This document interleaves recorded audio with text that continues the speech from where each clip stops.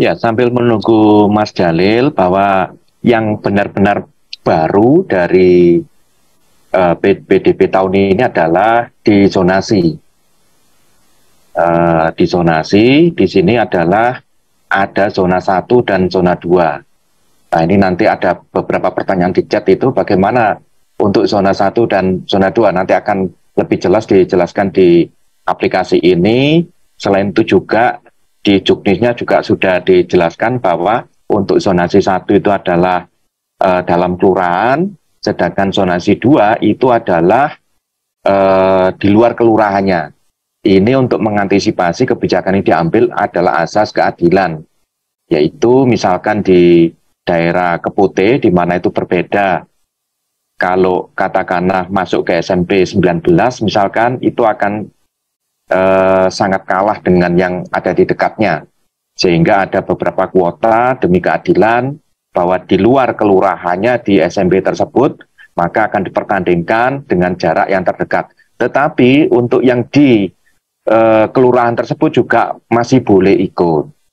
Tetapi kalau melihat pertandingannya pasti dia akan banyak milih di zona 1. Jadi ini adalah hal yang baru. Kemudian hal yang baru lainnya sambil menunggu Mas Jalil, ini adalah pada perpindahan tugas. Jadi perpindahan tugas salah satunya adalah harus mengakses aplikasi Punta Dewa. Jadi untuk mendapatkan surat permanen. Sedangkan yang lain-lain kurang lebihnya hampir mirip-mirip. Mas Jalil apa sudah selesai? Oh, oke, sebentar, Pak. Ya, jadi untuk bisa disosialisasikan kepada masyarakat bahwa rata-rata kalau kemarin ikut dan sebelumnya juga ikut dan sebagainya, ini rata-rata tidak banyak mengalami perubahan. Yang paling signifikan berubah adalah pada masalah zonasi. Kemudian untuk masalah pindah tugas. Yang lain-lain kurang lebihnya sama. Kemudian untuk pemakaian OTP, ini harus kita pertahankan. Mengapa? Karena dari kejadian-kejadian yang lalu banyak dari CPDB tidak mayoritas, mungkin hanya 5-3% saja, itu yang menitipkan pendaftaran. Sehingga ketika benar-benar diterima ataupun bahkan tidak diterima itu komplain, tuh saya nggak merasa daftar, kenapa kok bisa didaftarkan orang lain dan sebagainya dan sebagainya. Untuk itu diperlukannya adanya OTP. Jadi yang mendaftar adalah orang-orang yang benar-benar resmi dikirim OTP dan itu hanya berlaku kurang lebih 1 hari, kurang dari 1 hari OTP itu berlaku. Jadi harus segera daftar ketika mendapatkan OTP tersebut. Mirip dengan transaksi keuangan di mana sigurnya betul-betul kita jaga sehingga tidak ada komplain di masyarakat bahwa PIN-nya dipakai oleh orang lain. Jadi kebijakan OTP ini benar-benar sangat menjaga sekuritas daripada sistem ini. Kemudian juga untuk pengiriman bukti validasi dan sebagainya melalui email disarankan bahwa untuk memakai Gmail. Beberapa dari CPDB walaupun tidak mayoritas itu memakai Yahoo. Kadang Yahoo ada delay-nya. Mas Jalil sudah selesai? Pak Jalil? Halo Jalil? Oke, mohon maaf. Monggo, silakan dilanjut. Kami lanjutkan dengan presentasi paparan dari website. Monggo Mas Jalil. Ya, baik. Saya coba untuk masuk.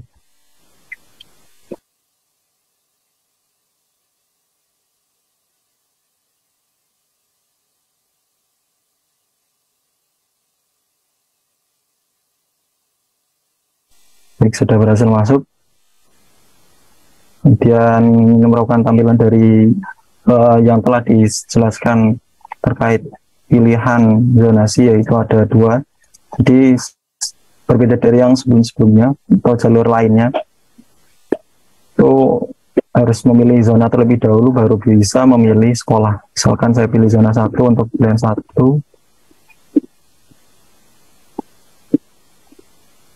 Sebentar.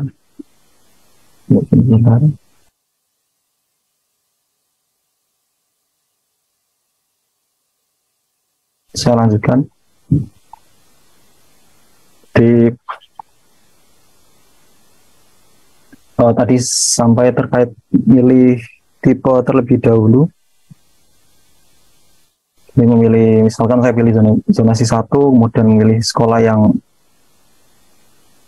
tampil di mana ini sesuai dengan rekomendasi dari sekolah yang terdekat. Kemudian di pilihan 2 zonasi 2, kemudian memilih yang muncul di pilihan sekolahnya. Jadi bisa dilihat kalau tadi di zonasi 1 sama zonasi 2 pilihannya jumlahnya berbeda. Mungkin ini yang perlu ditekankan Mas Jalil, bahwa ini baru, betul-betul baru dari PPDB tahun lalu, bahwa terdapat pilihan sekolah tetap memilih 2 sekolah, tetapi bisa ada pilihan jenis zonasi. Jadi zonasi 1 ataupun zonasi 2, di mana zonasi 1 kuotanya 35%, zonasi 2 15%. Di situ sudah ada rekomendasinya, di mana zonasi 1 itu adalah sekolah yang berada dalam satu kelurahan, sedangkan zonasi 2 itu adalah di luar kelurahan. Dan kalau lihat dari pilihannya, bisa diceklik Mas, jenis pilihan zonasi Mas. Mohon maaf Pak Dwi, alat untuk zonasi 1 mungkin bukan dalam satu kelurahan ya, tapi terdekat. Seluruh ya, terdekat. Mohon maaf, terdekat. Ya, betul. Terdekat ya. Jadi zonasi 1 adalah semua sekolah yang melingkupi yang terdekat.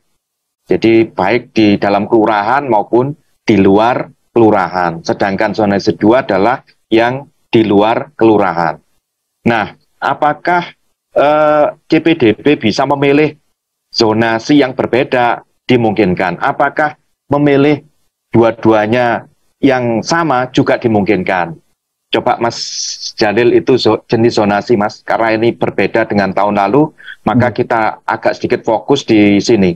Jadi di sini bisa muncul pilihan zonasi 1 maupun zonasi 2. Kemudian yang pilihan 2 Mas, bisa diceklik Mas.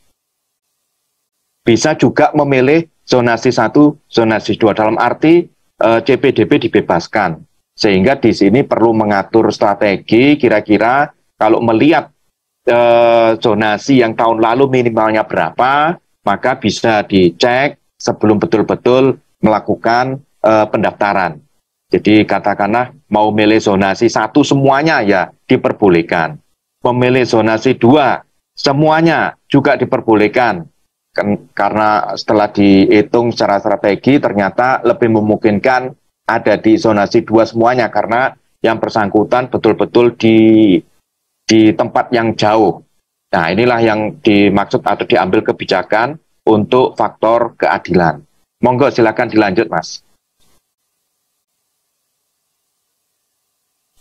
Oke, baik saya lanjut. Ini tadi yang telah saya pilih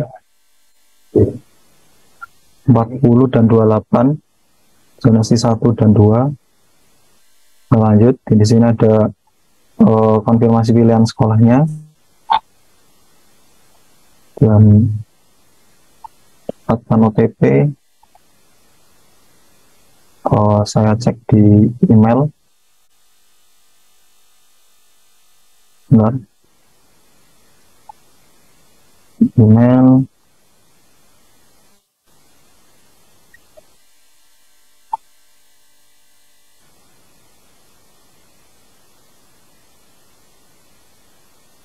Bentar. Ya mungkin untuk yang dari pendaftaran jalur zonasi seperti ini, jadi perbedaannya tadi di pilihan sekolah, kemudian nanti untuk buktinya kurang lebih sama dengan yang sebelum-sebelumnya saya tunjukkan, yaitu bisa diakses di menu statusku.